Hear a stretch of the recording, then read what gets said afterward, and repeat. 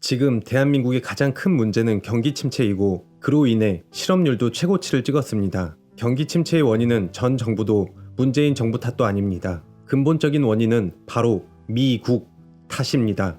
왜냐? 우리나라는 미국의 정치, 경제, 행정 등 많은 분야를 벤치마킹하는데 미국의 성장이 멈춰 벤치마킹할 대상이 없어진 것입니다. 쉽게 말해 어떻게 해야 지금 상황을 극복할 수 있는지 방법을 모르고 있습니다. 겉보기에 현재 미국의 실업률은 거의 완전 고용 시에 나타나는 수준이고 경제 또한 순조롭게 성장하는 듯 보이지만 실제로는 취업 알선 대상에서 제외되는 수많은 장기 실업자가 통계에 반영되지 않았습니다. 게다가 호황을 누리는 뉴욕과 실리콘밸리 등을 제외한 지역에서는 임금이 인상되지 않고 있습니다. 경기 침체를 벗어나기 위해 중앙은행의 저금리 정책은 소액 예금자의 예금 가치를 떨어뜨리는 한편 기업이나 자산가에게는 유리한 대출 및 투자 조건을 제공하고 있습니다. 그 결과가 주식시장과 부동산 시장의 호황이고 그로 인해 부의 집중은 더욱 심해지고 있습니다. 이 문제를 해결하기 위해 글로벌화를 주장하기도 하고 북한과의 평화체결로 개성공단을 재개하여 북한의 싼 인력을 대체한다고 합니다. 글로벌화는 1에서 n이 될 뿐이고 값싼 인력도 결국 임금 상승이 될 수밖에 없습니다. 우리나라와 중국은 이 방법으로 성장을 했지만 중국은 이 방법의 한계를 깨닫고 첨단 기술과 혁신이 열세라는 것을 인식했습니다. 시진핑 국가주석은 2021년까지 중국의 GDP를 2010년에 2배로 늘리고 2049년까지 선진국만큼 발전한 풍요롭고 강력한 국가로 만들겠다는 야심찬 국가 목표를 발표했습니다. AI와 같은 혁신적인 기술 발전이 고용 기회를 빼앗아 간다고 주장하기도 합니다. 무조건적인 기본소득을 옹호하는 사람, 인공지능에게 인간이 일자리를 빼앗길지도 모른다는 우려는 어디에나 존재합니다. 그러나 이런 일은 적어도 현재와 가까운 미래엔 일어나지 않을 것입니다. 인간끼리는 일자리와 자원을 두고 경쟁하지만 컴퓨터와 우리는 경쟁하지 않습니다. 기술은 인간의 능력을 보완해주고 글로벌화와 인건비 절감의 영향에서 자유롭지 못한 피고용자의 생산성과 부가가치를 더 높여줍니다. 컴퓨터는 데이터를 효율적으로 처리하는 데 뛰어나지만 아주 간단한 일조차 결정하지 못하기 때문입니다. 독일이 좋은 예인데 자동화 밀도와 로봇 밀도가 높기 때문에 독일을 본거지로 하는 기업은 고부가가치를 달성했고 고임금 국가 독일은 고용 경쟁력을 유지했습니다. 인공지능을 외계인과 비교해 본다면 답은 쉽게 찾을 수 있습니다. 외계인이 우리 일자리에 어떤 영향을 미칠지 생각하지 않을 것입니다. 우리에게 우호적인지 적대적인지를 신경 쓰게 됩니다. 우호적이라면 함께 기술 개발을 하는 것입니다. 마찬가지로 혁신적인 첨단 기술을 적극 활용해야 합니다. 혁신이 중요한 이유가 또 있습니다. 중국과 인도의 경제가 성장하면서 환경은 엄청난 대가를 치르고 있습니다. 이산화탄소,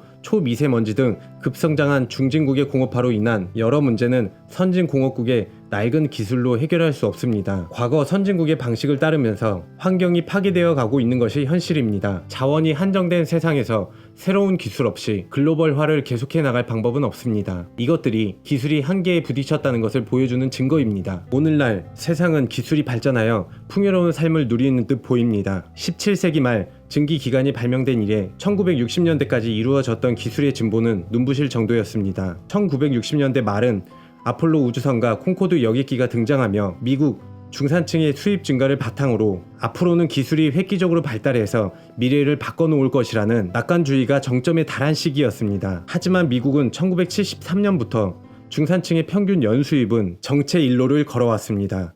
다람쥐처럼 쉴 새 없이 쳇바퀴를 굴려도 현상 유지가 고작인 수준입니다. 가장 최근에 혁신의 아이콘이라고 불리우는 아이폰에 사용된 기술은 실제 아폴로 계획에 필적할 만하지만 고작 그 기술은 화난 새를 돼지에게 쏘는 게임을 하거나 셀카 영상을 공유하는 데 사용되고 있습니다. 최근 벤처 투자가들은 기술 기업에 자금을 제공하지 않고 그보다는 위험이 적은 인터넷 기업이나 소프트웨어 기업에 먼저 투자합니다. 벤처 투자가들은 혁신이 부족하다고 투덜거리면서도 진정한 혁신은 피해 다닙니다. 이들은 카메라 어플, 게임 혹은 SNS에 투자하곤 하지만 이런 모방 제품들로는 높은 수익을 기대할 수 없습니다. 우리나라 반도체 기술만큼은 무어의 법칙과 컴퓨터 및 인터넷 산업의 성장에 도움을 받으며 큰 발전을 이루었지만 우리 사회를 확실히 앞으로 나아가게 하는 것으로는 충분하지 않습니다. 스마트폰에서 현실 세계로 눈을 돌리면 1974년 지하철이 처음 생긴 이래 인프라 대부분은 예전 그대로인 것이 현실이기 때문입니다. 이 같은 경기 침체를 만든 데에는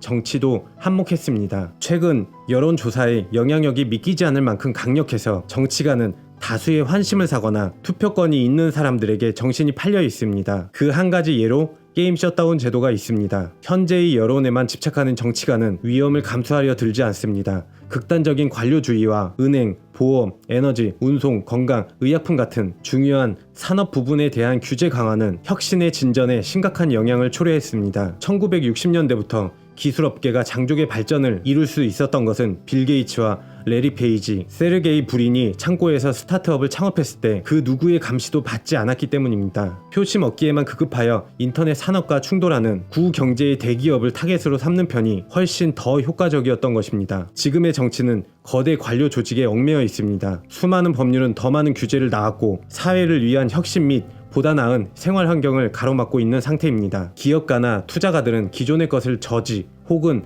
방해하기보다는 새로운 것에 시동을 거는 데 익숙하기 때문에 규제 역시 좀 더 경제적이고 혁신 친화적으로 다가가야 합니다. 정부와 공공기관은 법률가를 줄이고 혁신에 대한 전문 지식을 갖춘 우수한 엔지니어를 많이 등용해야 할 것입니다. 몇 년 안에 암을 박멸하겠다고 발표한다면 제정신이 아니라는 소리를 들을지도 모릅니다. 그러나 진정한 혁신을 통해 사람들의 생활을 개선하고 경제 성장률을 다시 3% 이상으로 올리겠다는 비전은 반드시 필요합니다. 그렇게 하면 고임금 일자리가 늘어나 세금이 증가하고 늘어난 세금은 복지로 돌릴 수 있으며 대책이 시급한 교육과 인프라에도 투자할 수 있을 것이기 때문입니다. 생산성을 높이고 관료주의의 굴레에서 경제를 해방하며 교육제도의 결점을 보완해 교육과 기업의 연계성을 강화해야 합니다. 그렇게 하면 취업률을 높일 수 있을 것입니다. 많은 인터넷 기업은 분기마다 많은 돈을 축적해가며 정치적 보호막 안에서 쾌적하게 살아갑니다. 다른 계층이 어떤 상황인지는 알 바 없다는 듯 말입니다. 알고리즘 규제, 가짜뉴스나 SNS 악용을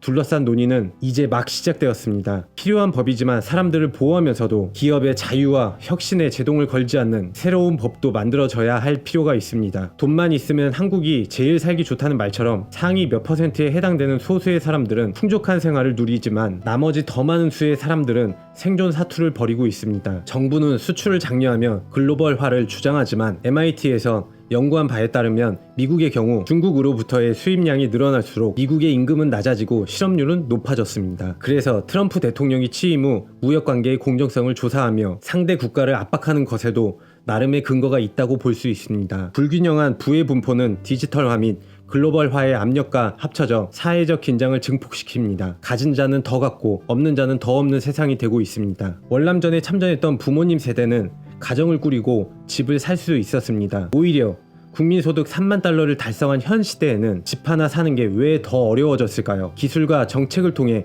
다시 적당한 가격에 집을 살 수 있게 할 방법은 과연 없는 걸까요? 과거 새마을 운동의 장점만 보자면 전국의 근대화가 많이 이루어졌던 계기가 되어 흙길이 아스팔트로 대체되었고 낡은 주택들 대신 현대식 건물들이 들어서게 되었습니다. 한강의 기적, 아시아의 4마리 용이라는 대한민국이 되었습니다. 현재 높은 실업률 가운데 남녀 채용 비율을 나라가 권고하고 이를 두고 남녀끼리 필사적으로 논쟁하고 있는 게 해결책일까요?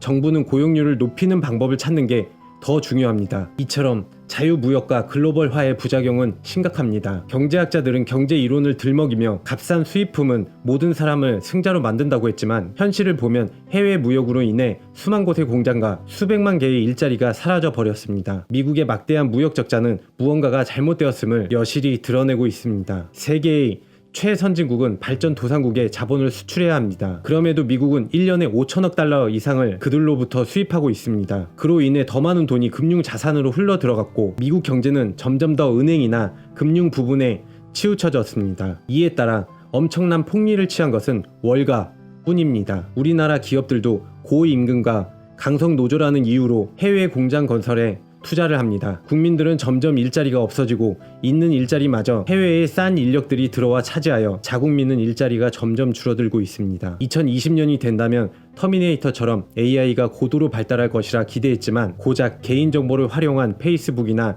유튜브 뿐입니다. 국가 발전을 위한 비전 제시를 하는 정치인도 없고 근본적인 해결이 아닌 규제가 더욱 강화되고 교육제도는 아직도 암기 위주에 머물고 있는 것이 지금 우리가 살고 있는 대한민국입니다. 이 문제들을 해결할 수 있는 방법은 단 하나, 이 영상 내내 말한 혁신적인 기술입니다. 국가 차원의 혁신적인 기술을 이뤄내는 방법, 사업이나 개인이 혁신을 이루는 방법, 그리고 이 영상에서 말하는 근거는 바로 피터 틸의 자서전입니다. 이전 영상에서 다뤘다시피 피터 틸은 제로투원의 저자이며 트럼프 정권에서 그림자 대통령이라 불리우며 주요 기술 정책의 고문을 맡고 있습니다. 또한 그는 트럼프 선거를 위해 125만 달러를 기부하기도 했고 페이팔, 테슬라, 유튜브, 링크드인을 탄생시킨 창업가이자 투자가입니다. 제로투원과 피터 틸의 자서전을 통해 다른 안목을 갖는 계기가 되었으면 합니다. 오늘 영상 요약. 피터 틸이 기술의 중요성을 강조하기 수십 년 전 이런 세상을 미리 알고 기술을 배우라고 귀가 따갑게 강조한 사람이 대한민국에 있었으니 그 사람은 바로 부모님입니다.